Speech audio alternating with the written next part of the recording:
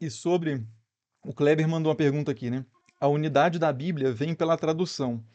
A Bíblia tem muitas religiões misturadas. Essa é uma pergunta interessante, uma fala, na verdade, interessante também, porque realmente o próprio limite de quando uma religião passa a ser outra é um negócio arbitrário de se demarcar, né? Então a gente estava falando, por exemplo, daquela árvore genealógica, de você tem o Deus proto-indo-europeu, Deus, Diospter, né, que seria o nome dele em indo-europeu.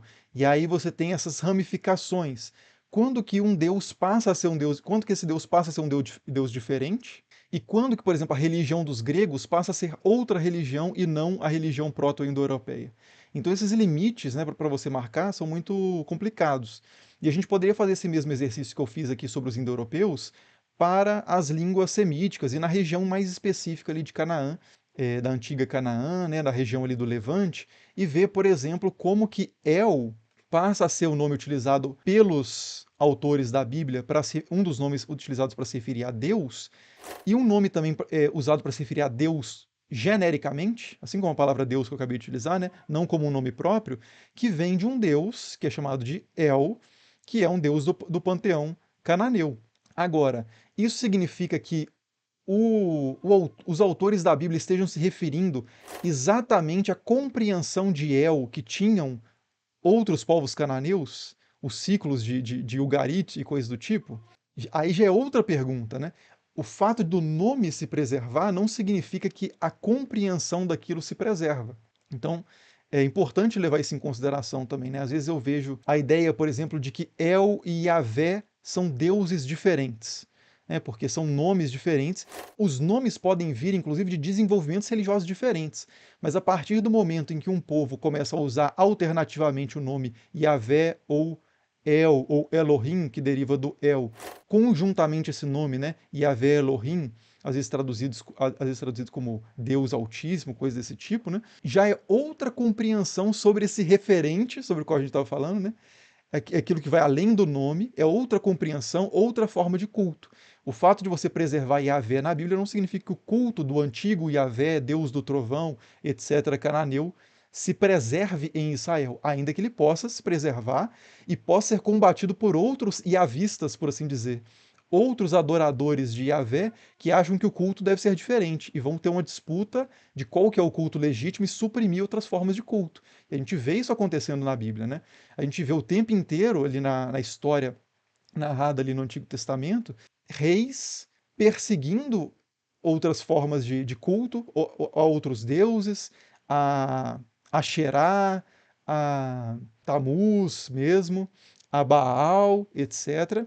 E vê também reis promovendo esses cultos. Então tem profetas que acusam, olha, esse rei está adorando falsos deuses, né? Então assim, é um testemunho que a gente tem pela própria Bíblia de que havia diferentes formas de religião, de adoração, de culto, de estratégias de comunicação com seja lá qual for o referente que eles estão buscando diferentes, em que há sacrifício ou não há sacrifício de animais ou há sacrifício humano, ou há sacrifício de animais, mas tem que ser feitos por uma classe específica, que são os sacerdotes em um local específico, que é o Templo de Jerusalém, e por aí vai, né? Então, formas de culto diferentes dentro de um mesmo caldeirão religioso. Então é muito difícil realmente a gente marcar essas fronteiras entre quantas religiões haviam dentro da antiga Israel, antigo Judá, quantas religiões há na Bíblia. A gente, sem dúvida, tem uma manifestações religiosas, compreensões sobre o sagrado, sobre o divino, sobre Deus, sobre os deuses, que variam ao longo da Bíblia, de autor para autor, de livro para livro. Isso é absolutamente inegável, né?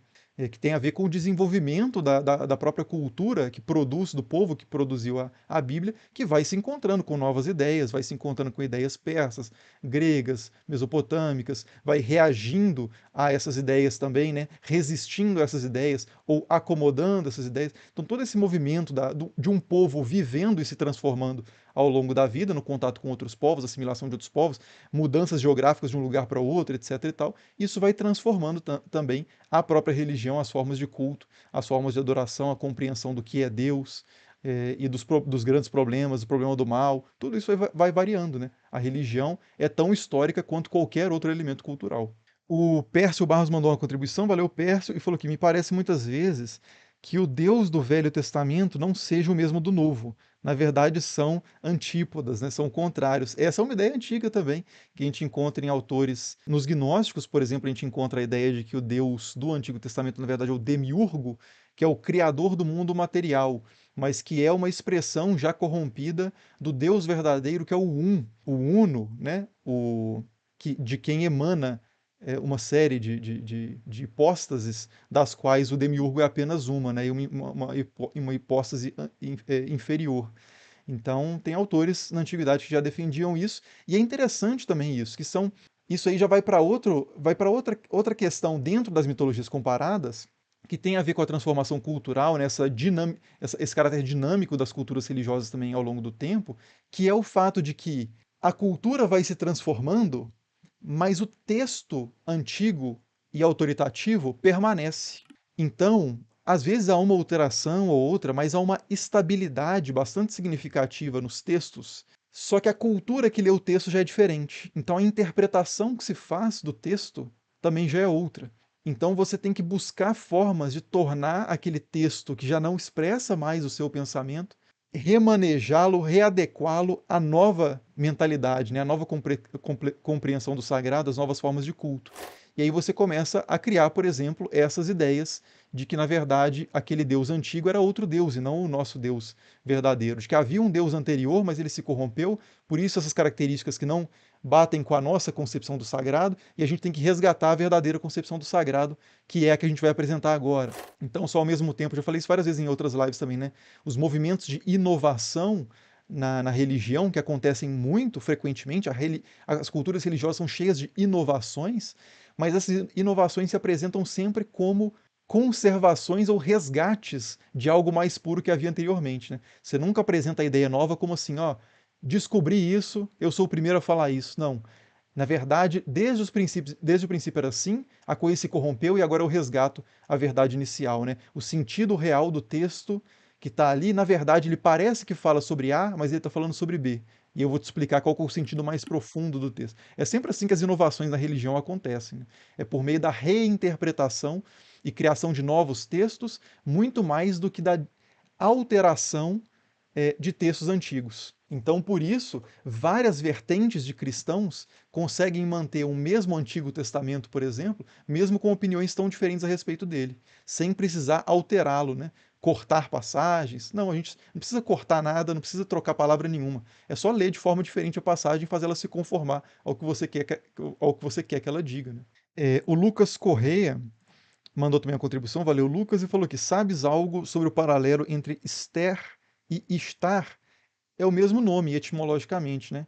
Istar é estrela, significa estrela, assim como a nossa palavra estrela, assim como a palavra star em inglês, assim como a palavra Istar, assim como a palavra Esther. São também evidências, né,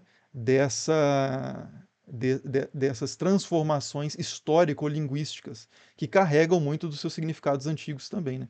Então, no caso de Esther, é uma expressão dessa ideia, né? A Esther especificamente bíblica, ela tem a ver com a Pérsia, é um texto do período persa, e tem a ver com a Esther, com o nome persa, né? É um nome persa que vem dessa raiz comum aí de estar, etc. De Attar, que é o masculino, né? Que eu comento no vídeo sobre Lúcifer, sobre a história da ideia de Lúcifer ao longo cruzando diferentes culturas, né? Aparece lá o Attar, que é uma figura assimilada também a Lúcifer, ao portador da luz, que aparece também entre os romanos, etc. E a Estar e Attar seriam expressões disso.